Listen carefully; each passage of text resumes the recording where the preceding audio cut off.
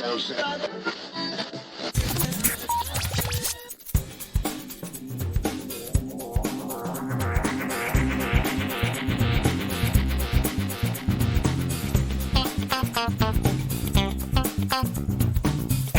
welcome to episode 315 of Geektown Radio. I am back this week with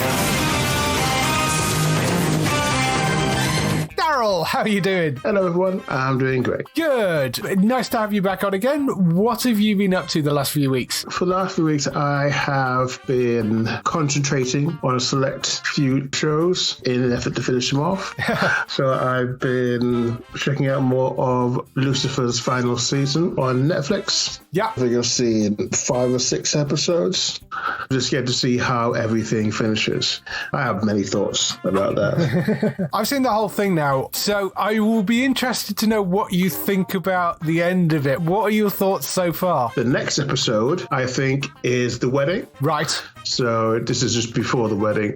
The first 2 episodes made me very concerned about the rest of the show, but things stepped up a bit. Both I think it seems very rushed, and it seems to be a lot of storylines, and it seems to suffer on the sensible stuff.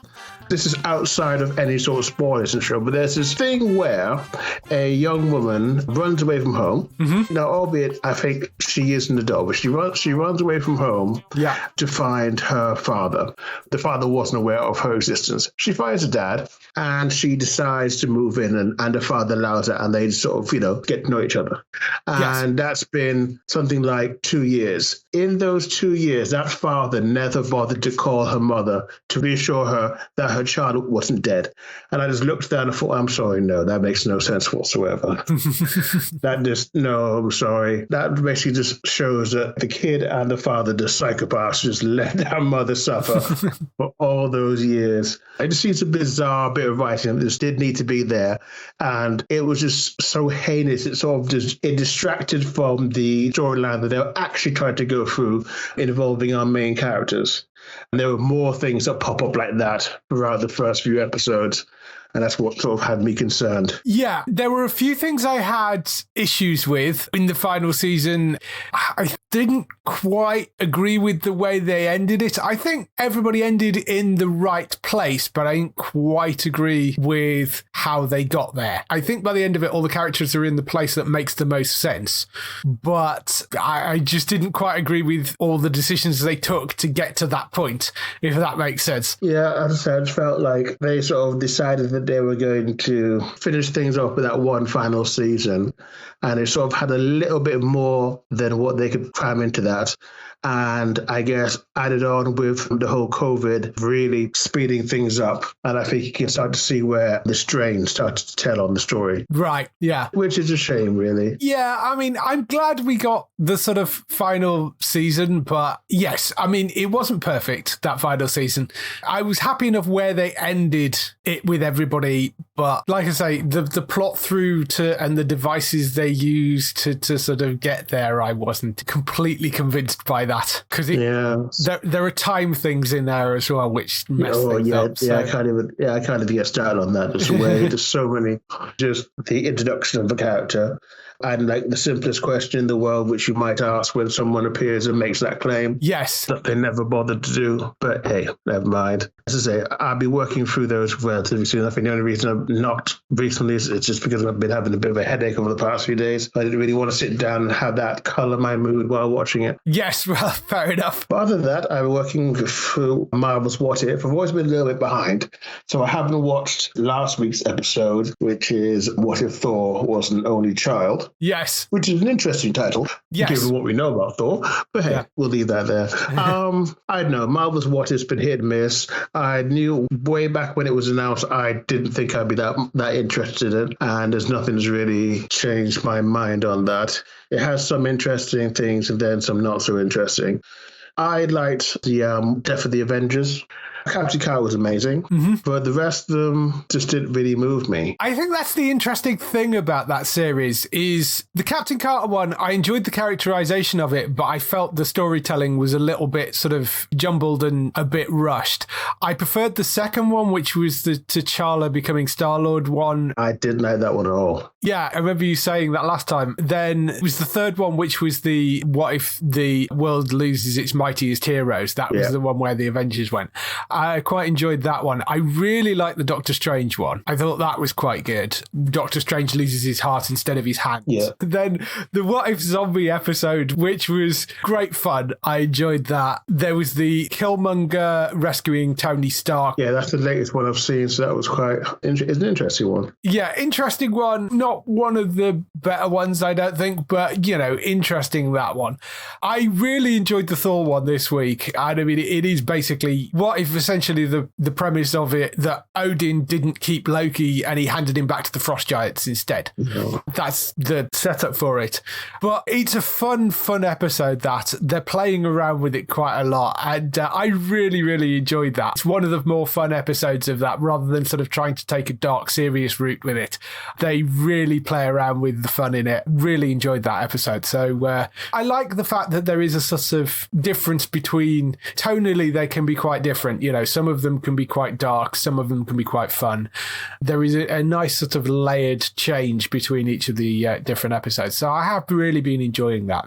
That's been really good for me. Okay. And the other thing I've been watching is Only Murders in the Building. Yes. It's very interesting. It's pretty out there, pretty wacky in places, but it's a lot of fun. I've just been working my way through that. I think maybe an episode behind, so there may be one episode out this week. It's an interesting thing to see Martin Short, Steve Martin, and Selena Gomez. Yes. That's a interesting grouping, but it seems to work. I'm just here watching and looking forward to each week. It is an interesting setup with the three of them, because, I mean, Steve Martin and Martin Short, yes, you've seen them together before. They work really, really well. Selena Gomez is sort of the outsider of the group, so I think that's sort of why it works. She's the outsider of the group in terms of being on the show, and also her character is very much the sort of outside character. So the three of them together, I think, work really, really well. I mean, if you haven't seen Only Murders in the Building, it's on Disney Plus, and it is essentially about three people who live in the same building. There is a death in the building. The police rule it a suicide. They're all obsessed with the true crime podcast and are convinced that it isn't a suicide, it's a murder, and start making their own true crime podcast and investigating it, what they think is a murder in the building. I think they've done a wonderful job with it. It is really good fun. It was created by Steve Martin and a guy called John Hoffman as well. They've done a really good job putting that show together. It has already been renewed for a second season, so I'll be sort of interested to see what they end up doing with that, because presumably they'll have to have another death in the building or another murder. So we'll have to see where that goes. But it's been really good so far. I am an episode behind as well, I think. About halfway through at the moment. I'm really enjoying that show. I think it's fun. And it's, 30-minute sort of episodes and runs along quite nicely, I think, that show. Definitely worth a watch. Yep, so that's all I've been getting up to this week. For me, I've been watching Departure, the TV series. I think it runs on Peacock in the US. It's actually a Canadian show, so it has run on Universal TV in the UK before that channel was shut down, and now Alibi are running it. Departure is a series set in the fictional Transport Safety and Investigations Bureau in London. A plane goes down over the Atlantic. They're trying to find out what's happened to it. We, as a viewer, know what happened to it because we actually sort of see the side of the plane get blown up. So we know that there has been some sort of terrorist incident or some sort of reason for that plane getting blown up. But they are working through it and trying to sort of figure out what happened from this point on the ground. It's got Archie Panjabi in it, who is the sort of lead investigator. Christopher Plummer is in it playing her boss. So those are the kind of two of the main characters for it. I've only seen the first episode so far, but I really, really enjoyed it. I thought it's quite gripping, compelling series. It's been renewed for a second season as well, which presumably will deal with a different flight. But but it's running on Alibi weekly. So one to look up for, though. It's called Departure. I also caught Mr. Mayor this week, which I've seen the first episode of. Mr. Mayor is from Tina Fey and Robert Carlock, who are the people behind 30 Rock, and it stars Ted Danson. And the basic premise for it is Ted Danson is a wealthy businessman who runs and wins being mayor of Los Angeles. But the reason he's running are far more in his self-interest rather than actually running because he has any real political ambition. So once he actually wins, he then has to work out exactly what he stands for. And, he's also dealing with a teenage daughter who is running for class president of her local school. And one of the opening sort of things is the fact that he goes up and makes some comment about banning plastic straws, which is something that his daughter is trying to do at the cafeteria. So it ends up with this argument between the two of them, like he's stolen his daughter's idea. So there's lovely little things like that in it. It very much feels like a show from the creators of 30 Rock. I mean, it's got that same sort of silly humor in it as well. So some of the things like the previous mayor had resigned because of all sorts of ridiculous things had gone wrong with LA. So it's got that sort of heightened silliness to it, which I think was very much what you got in 30 Rock.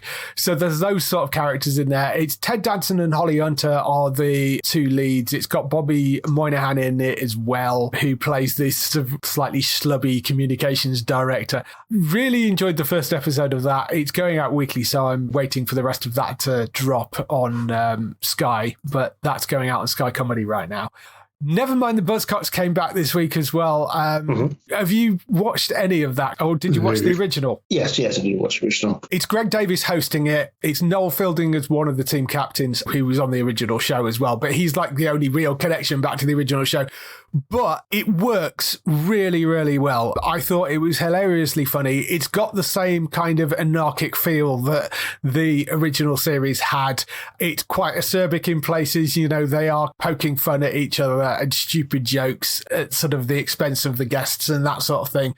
That sort of stuff is all still in there, which is very much part of what the original show was. There was a lot of concern when this was announced about the fact that, you've not got Mark Lamar or Simon Anstell, who were very, very cutting in there.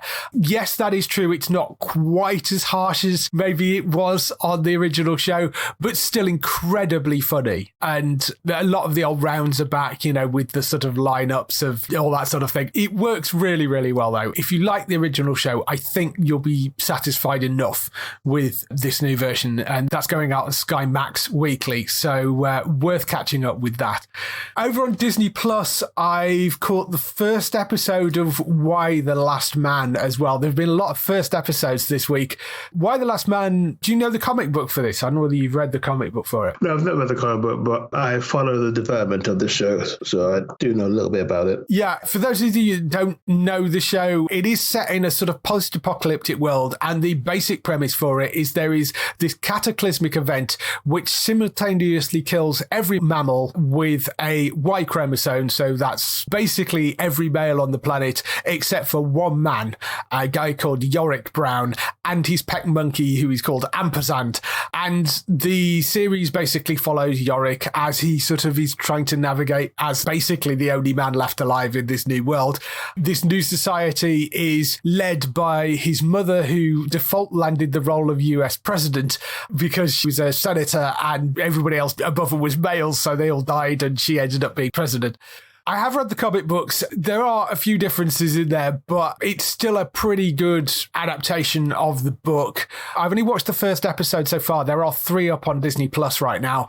The first episode, it's kind of hard to judge what the whole series is going to be like because the first episode is actually titled The Day Before. So as you would expect, it really doesn't tell you an awful lot about what the story is moving forward. You get a little glimpse of Yorick in the sort of post-apocalyptic world, but that the rest of the episode then jumps back to the day before it actually happens and you see what actually happened with the event. But it's quite a nice way of introducing various characters, which presumably are then going to, well, none of the males, obviously, but the female characters who are then going to pop up later on in the series. So it introduces his mother, it introduces his sister, a couple of other people in there as well, like a sort of undercover Secret Service agent called Agent 355 and Yorick's girlfriend as well. There's sort of this interesting group of people and you sort of see them before everything basically falls apart.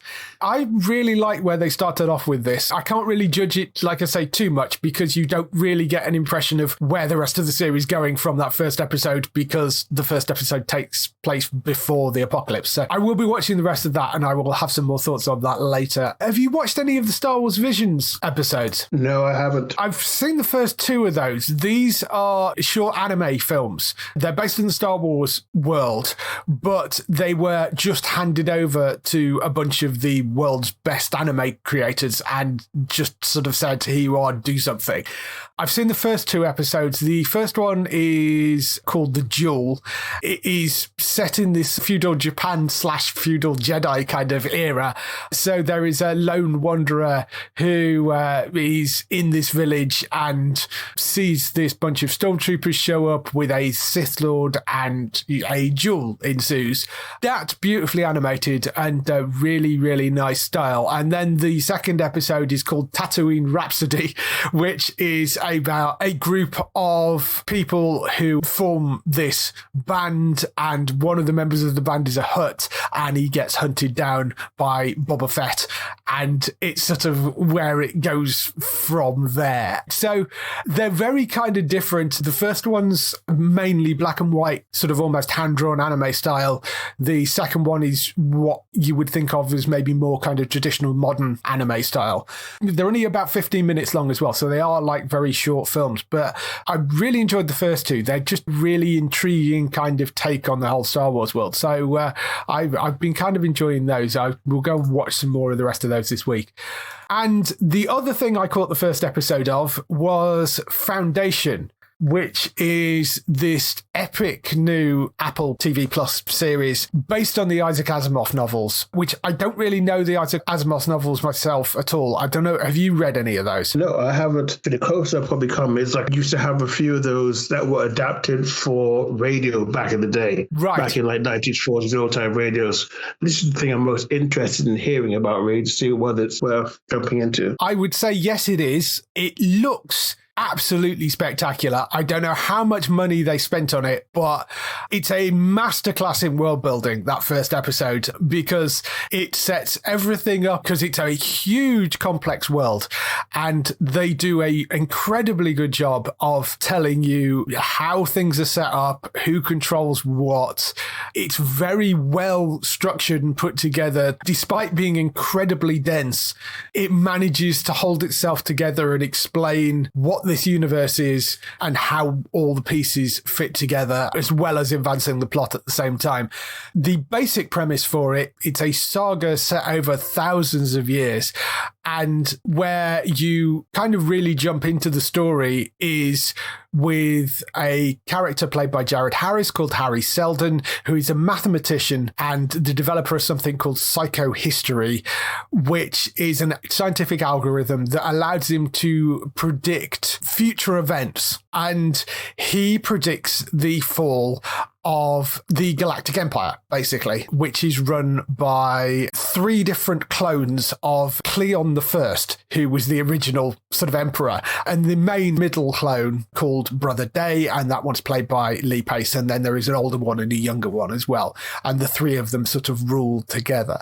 Obviously, when Harry Seldon, Jared Harris's character, predicts that the Empire is going to fall within the next sort of 500 years, they're not very happy with that, and they want somebody to try and prove him wrong, and they engineer getting this young girl called Gal Dornick to come to the planet and try and convince her to prove that the math that he's come up with is incorrect.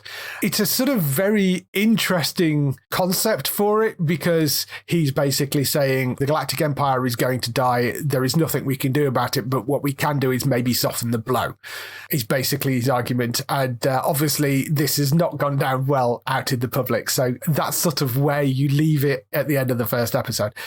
As I say, I don't know the books particularly well, but I thought it was brilliantly well put together. It's an interesting cast of characters.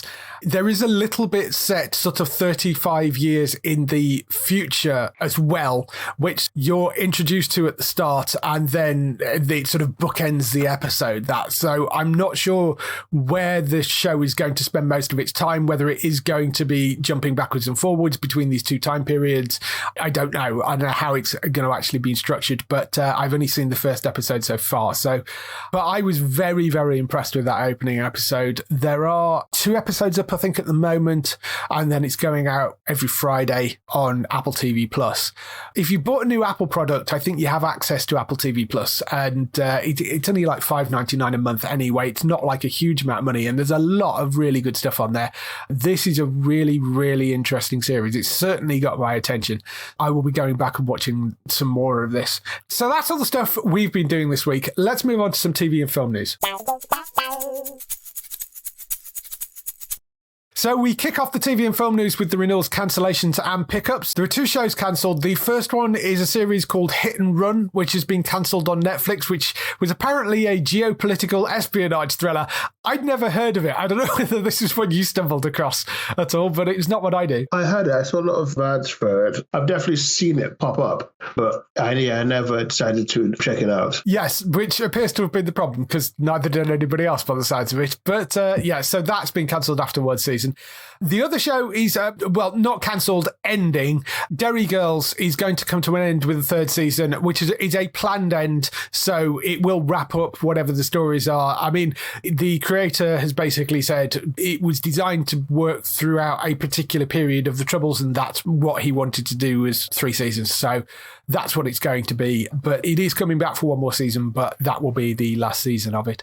Moving on to renewals, BBC has revived the award-winning drama Waterloo Road for a new season, which, I mean, that ran for a ridiculous number of seasons. It is now going to come back for one more. I think sort of almost in name only by the sounds of it, because obviously it's based around a school, so all the teachers are going to be different, I think. And I mean, you might have some people cross over, but it's going to be a very different sort of thing. But that is coming back for a new season, they have said. The other 2 has been renewed for a 3rd season at HBO Max. E4, I think, ran the first season of that in 2019, and then it's never been seen again. So I don't know whether, I think maybe Comedy Central possibly, I don't know, ran it. I'm not sure. But that's the other 2. That's coming back for a 3rd season on HBO Max in the US. Who knows what will happen over here. Rugrats, the revival series, has been renewed for a 2nd season on Paramount Plus, which of course we haven't had yet, I don't think, but we are getting Paramount Plus, so presumably that will appear. And Virgin River has been renewed for seasons 4 and 5 on Netflix. So if you're a fan of that show, that's going to be around for a few more seasons yet. There was a little bit of news that popped up, which isn't a guaranteed sort of return, but I thought was quite interesting. Babylon 5.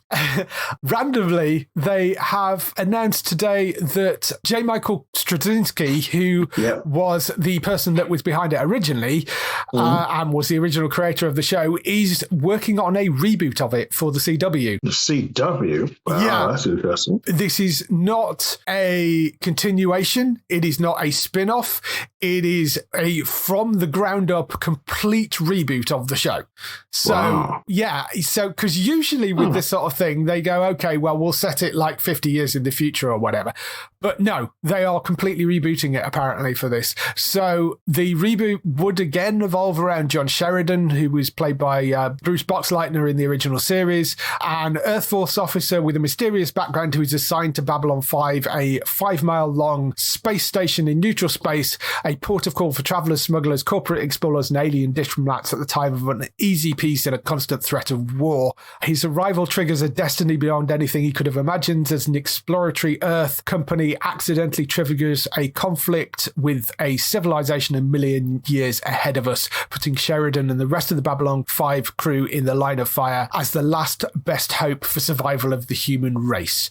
I mean, essentially, that is what the original series kind of was. So it is just a complete reboot of the original show, which is sort of an interesting way to do it. Because, like I say, most of the time when they announce this sort of stuff, it's usually some sort of continuation. But I can see the appeal of that. And I can see how easy that would be to sort of like generate interest to see who it is who will be playing your favorite character if you're doing that. Yeah. I wonder about the budgetary constraints, though. Yes. I mean, that is a bit of a worry given that it is the CW, and its network.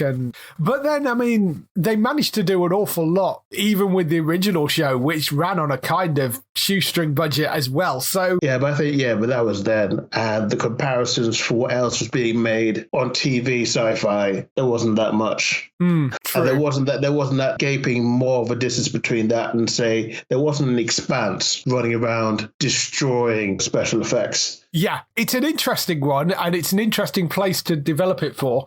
Who knows whether that will actually see the light of day, but it apparently is in the works right now. So we'll see whether it actually comes to anything. There was a whole bunch of other renewals and things that were announced this week for the Netflix Tudum event, which was a sort of 4-hour live stream that they did on Saturday. Did you watch any of that? I did. I think I was out, unfortunately. It was just crazy fast because it wasn't like huge panels or anything. It was like 5 minutes with sort of one actor, 5 minutes with another actor. Look, here's a clip. Here's something that's been renewed. I mean, it ripped through it at an incredible pace. The basic highlights from it: Sex Education renewed for a 4th season. That's no great surprise because it has been a huge hit for the service, so that will be back. Vikings Valhalla, the upcoming sequel to the History Channel's Viking saga from Michael Hurst again. They gave a first look trailer for that, which is up on the website. You can go and check. They've said that is coming in 2022. There's also a first look trailer for Bridgerton Season 2, which is coming in 2022, and a first look for Ozark, which is coming in 2022. That's got an expanded 4th and final season, which is 14 episodes split into 2 halves of 7. They released a first look for the Sandman, so you got the first look at that. They didn't put a date on that, which I thought was kind of interesting because everything else they said, these are coming in 2022. So it does make me wonder whether the Sandman might be a little bit later than that, but we'll see. There was a new teaser for season 4 of Stranger Things, which they've also said is coming in 2022. They gave a premiere date and some clips for Cobra Kai season 4. That is going to be premiering on the 31st of December, they've said. So they're dropping that over the holiday period. And they gave a date for Tiger King season 2. That's coming on the 17th of November. And then they ended with The Witcher, which, as well as saying it's been renewed for a 3rd season, they've also said they're expanding it again because we've got The Witcher Blood Origin coming, which is this sort of prequel series. That's a live action thing. They've got another anime film coming because they did that other anime film, which was about Vesemir. So they've got another anime film they're making. And intriguingly, a hidden family series set in the world of The Witcher, which is bizarre because that doesn't seem to fit for me. I don't know exactly how you do that, but apparently there is a sort of what they're calling a child and family series coming. Yeah, you say that though, but you've got Walking Dead with a YA-based spin-off. You've got Prince of Star Wars runs like kid stories on their books and things. It's not as weird as you think. Yeah, but YA is one thing. It's the sort of child and family. I don't know. I mean, it was the way it was phrased as if they'd said we've got a YA series coming, I'd be like, okay, fair enough. But it was the way that they sort of, I mean, I guess I suppose if you're going for that sort of Doctor Who level audience, maybe, because that's technically a family show. But I don't know. It just struck me as slightly odd. But they did put a trailer up for the 2nd season, and there are a couple of clips up on the website as well for The Witcher. So all that's up on the website if you want to go and look at it. So thought that was a little interesting. They haven't announced any more about what the anime film is going to be or what this family series is either. So we don't know any more about it other rather than they are making them. In terms of sort of pickups and other news, one of the things somebody seemed to have spotted that Disney Plus seemed to be reducing the Star branding. I don't know whether you'd noticed this, but the Star brand seems to have sort of slowly been dropping off their promotional things. I think because it's confusing people. And I know I've had conversations with people about the difference between Starz, the network in the US, Starz Play in the UK, and Star on Disney Plus. And maybe this is just confusing people possibly, but they seem to be like when they've been releasing publicity shots for The Walking Dead on Star, they've stopped using the Star branding and start using the Disney Plus branding instead. And they seem to have done that on a number of other things. They've been sort of saying coming to Disney Plus rather than coming to Star on Disney Plus. So it's still there as a thing on the service, but I do wonder whether we're heading to a point where maybe they're going to sort of phase it out, having kind of spent all that money launching it, or just have it as a sort of separate thing, but not really reference it. I don't know.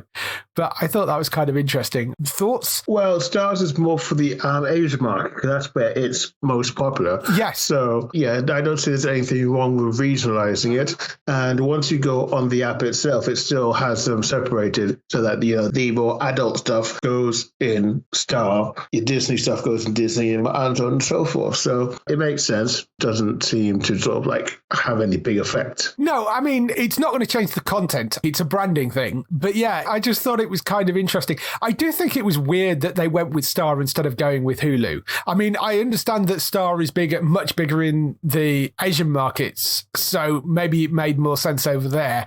But the rest of the world... I think the problem with going with Hulu is we'd have another one of those things of it's all very good calling it Hulu, but when you start looking at around the world, it's only got like a tenth of what American Hulu has. Yeah, maybe. It's probably not the best. Yeah, maybe that's true as well. One other bit of news in terms of things moving around and talking of Starz Play and Starz.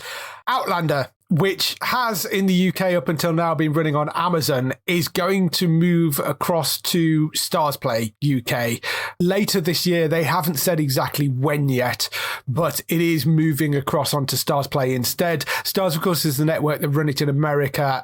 It is actually made by Sony TV, so that is an outside thing. It's not directly made by Starz, but it seems either Amazon decided they didn't want to pick it up anymore, which seems unlikely, or Starz just outbid them for it internationally. But it is moving to Starz Play, which means that you will need a Starz Play subscription to be able to watch the new seasons of Outlander. Presumably that means the old seasons will be coming up on Amazon as well.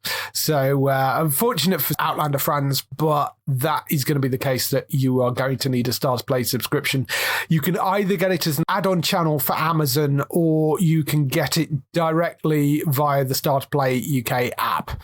Go to starzplay.co.uk. You can find out sort of all the places you can get it on there. But yeah, that's another $5.99 for another streaming service, which kind of sucks, but that's the way the world is these days, unfortunately.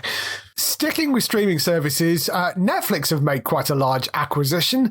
They've bought the entirety of the iconic Roald Dahl Story Company. Now, we were told, I think, 2018, that Netflix and the Roald Dahl Story Company had done a deal where they'd licensed basically the entire catalogue. So they were already making things like an animated thing based on Charlie and the Chocolate Factory, which was from Taika Waititi and Phil Johnson. They're also working on a adaptation of Matilda the Musical as well. So we already knew they were coming, but now they've basically said, we've now done a deal to just buy the whole company. So all the Roald Dahl books, everything, are now owned by Netflix. And the Roald Dahl Story Company essentially becomes a division of Netflix in the same way that Millarworld is a division of Netflix. And it's one of those things that when they announced it, I kind of looked at it and go, this is probably fine, but it doesn't feel right, you know?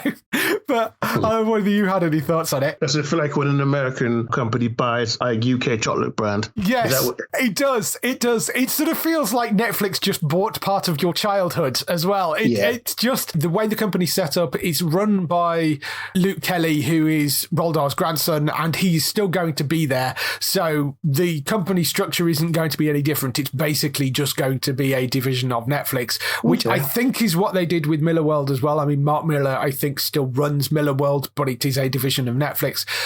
It just means that some of the profits will end up going back to Netflix, presumably, now they own it. But like I say, I don't think they're going to do anything particularly horrid or evil to it.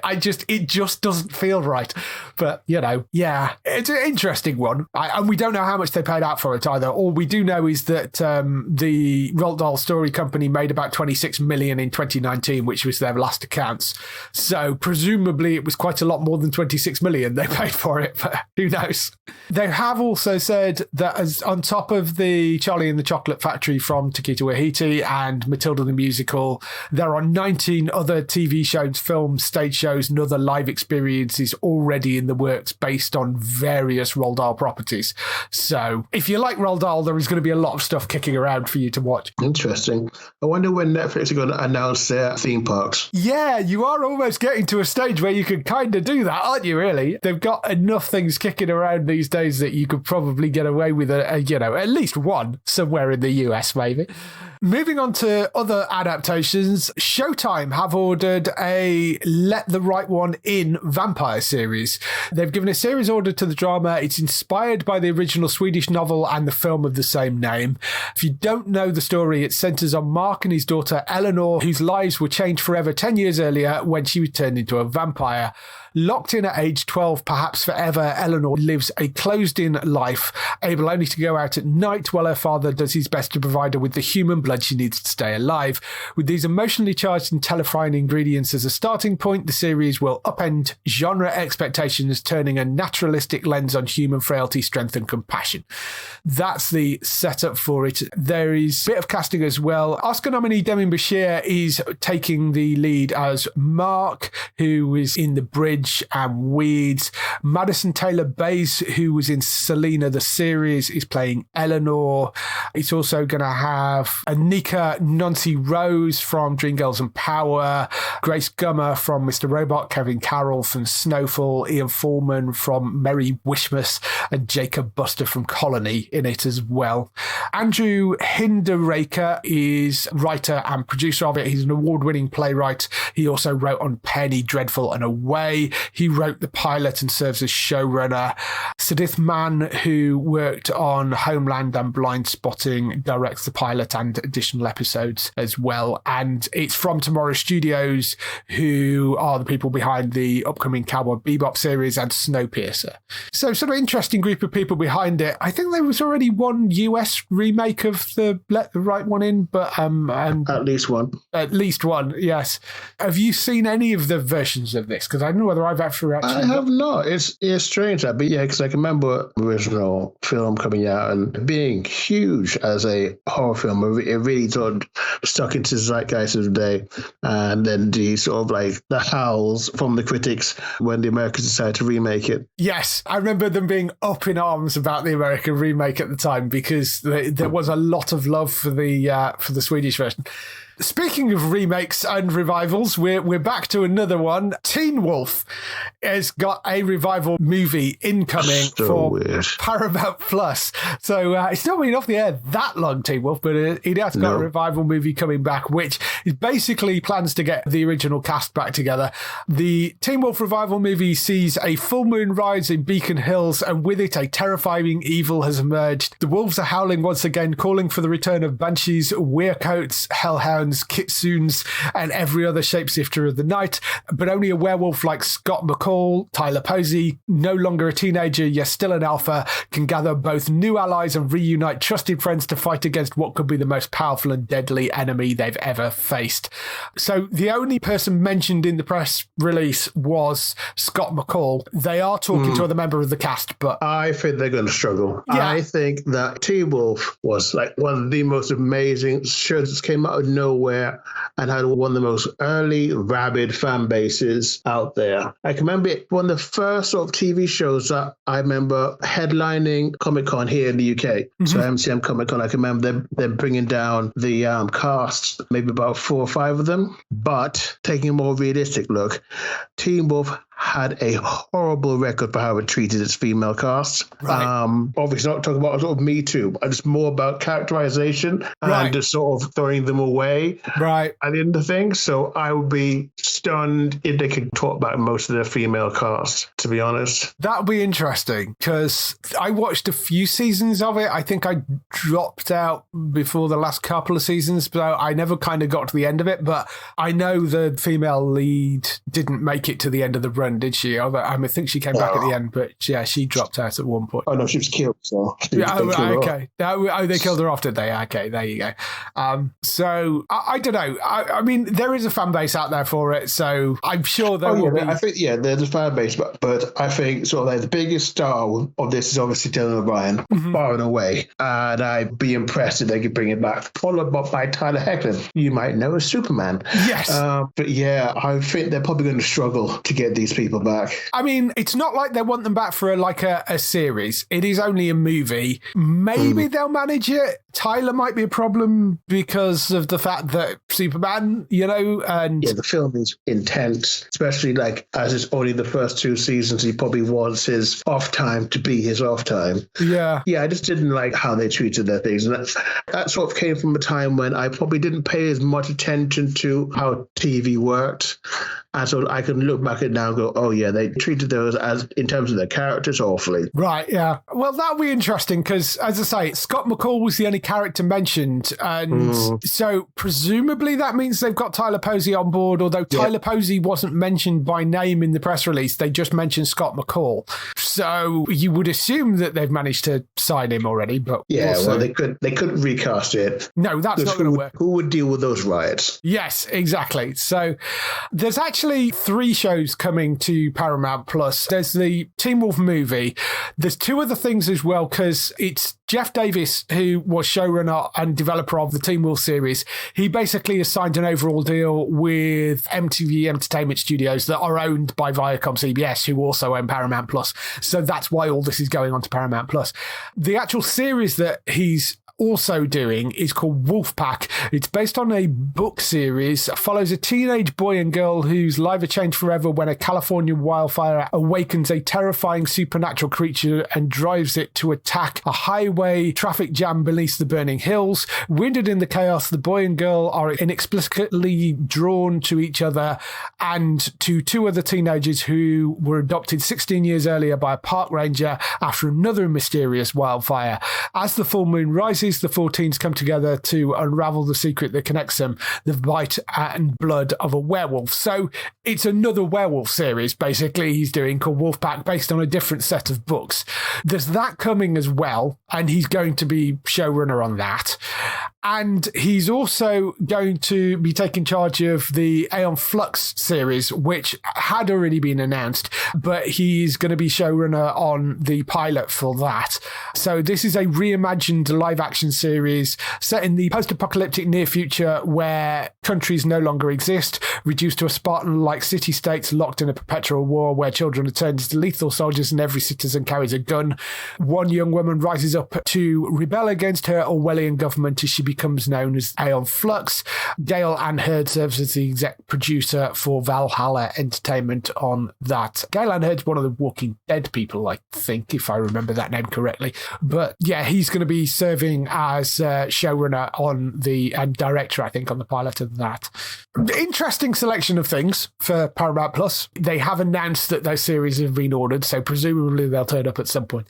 And the last news, and probably the biggest announcement, certainly in the UK we got this week, Russell T Davies is returning to Doctor Who as showrunner, which, I mean, seems somewhat fitting, given that it was the show that he basically revived in 2005. It's got its 60th anniversary coming up in 2023, and he will take over in 2023. So he will be there for the 60th anniversary. We already knew that Jodie Whittaker and Chris Chibnall were both going to be leaving in 2022. So Chris gets to hand the baton back over to Russell T Davies, which I'm quite looking forward to. You know, I don't think it's ever quite found somebody anybody that understood the show as well as Russell T Davies did.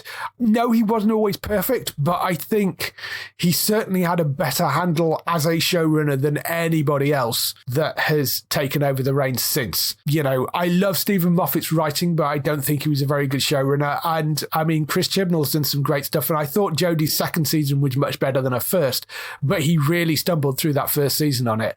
So I'm very excited to see Russell come back. Now he's got some other things out of his system that, you know, he wanted to do. And I mean, things like It's a Sin and Years, both of which were utter masterpieces. It'd be interesting to see him return to this and maybe bring some sort of darker storylines back. And I'm really intrigued to see where this goes.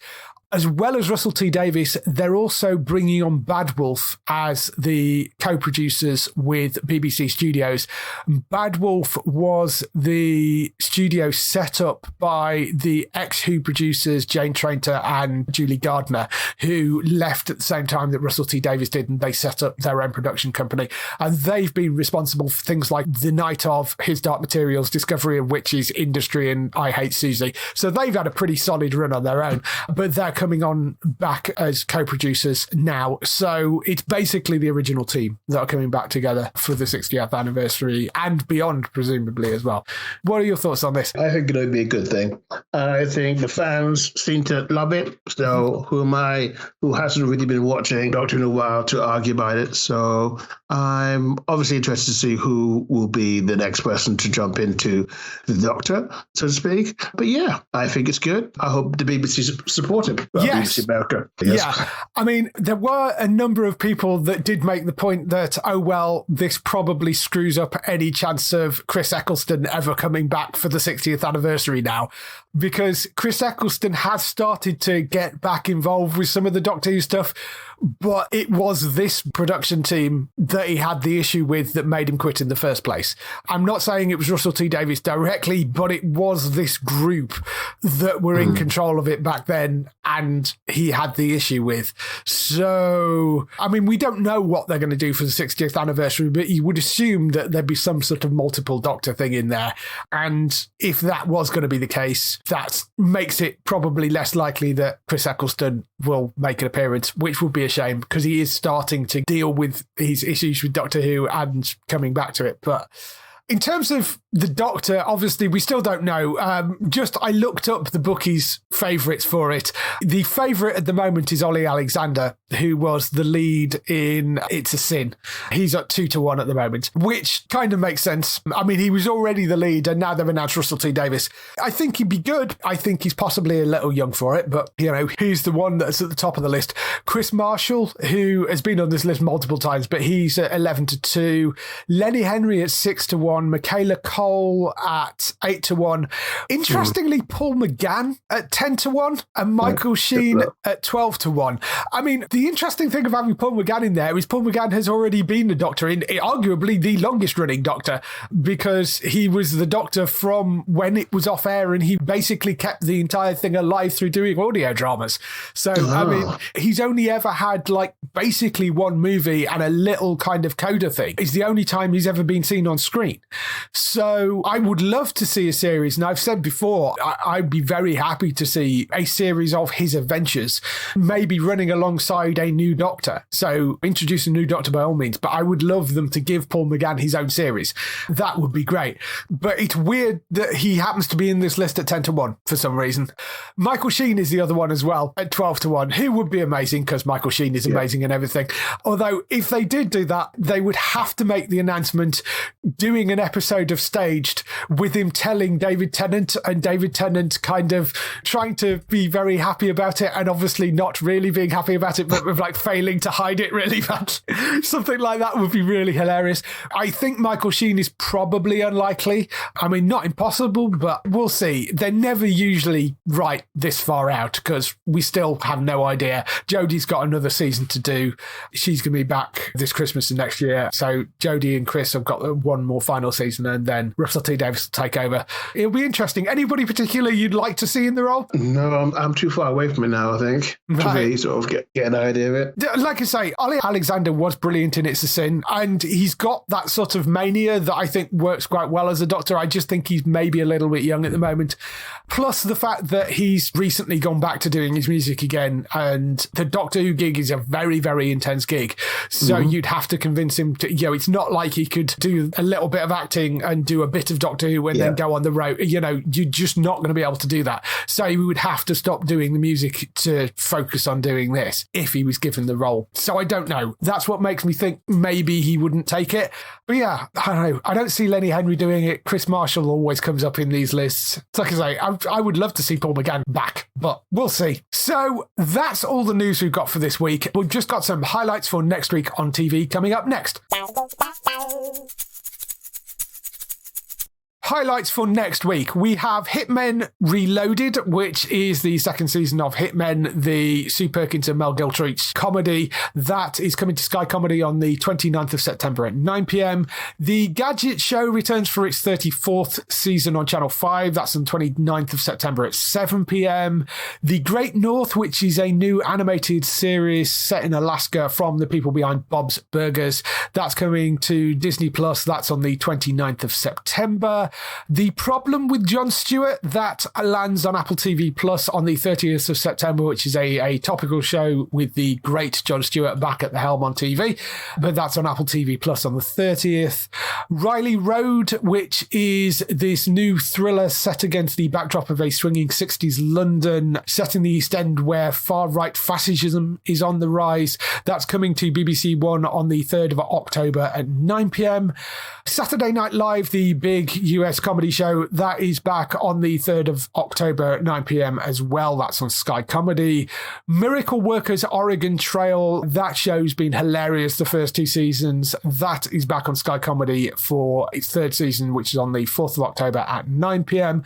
And The Walking Dead World Beyond Season 2 and the final season of that comes to Amazon Prime on the 4th of October, which is the sort of YA Walking Dead series, which I quite enjoyed the first season of that. So that's everything we have for this week. If they want to find more of your stuff, where can they find you? They can find me on Hollywood News North. Hollywood North News, sorry. Get your own website, right? HollywoodNorthNews.net. Indeed. Mostly we've been writing a bit about TIFF, which is Toronto International Film Festival, and as well as starting to really get in gear for all the Canadian premieres, which are pretty much the same as the American premieres. So things like Legacies returning, that Robert Langdon show, which is set to come out soon. So who knows how that will work out, and just things like that. So if you like stuff that comes out of Canada, so your Riverdales, your Arrowverse, your Titans, and so much more, head over to ours and check it out. Yep, you can go and see all those shows that are made and produced in Canada over on HollywoodNorthNews.net for all of Darryl's stuff. For Matt, you can go to entertainmenttalk.org for lots more podcasts. And as I say, we are doing the Walking Dead main show over there at the moment. I'm not entirely sure what we're doing about World Beyond, but the main show you can find over there goes out on Wednesdays, and he's got lots of other things coming, things like Ted Lasso and Manchester United and loads of other podcasts over there. And Bex you can find on twitch.tv/Trista Bytes, that's BYTES, and she's streaming daily with lots of fun stuff over on her channel and silliness and madness and retro gaming and things. For us, you can go to the website at geektown.co.uk throughout the week and see all the latest air date information. If you want to get in touch with your questions and comments, email us on podcast@geektown.co.uk. Leave a message on the website post. Find us at Geektown on Twitter, on Facebook at facebook.com/Geektown, on YouTube at youtube.com/Geektown, and on Instagram at Geektown UK. That is everything. We shall see you next week. Bye-bye. Bye.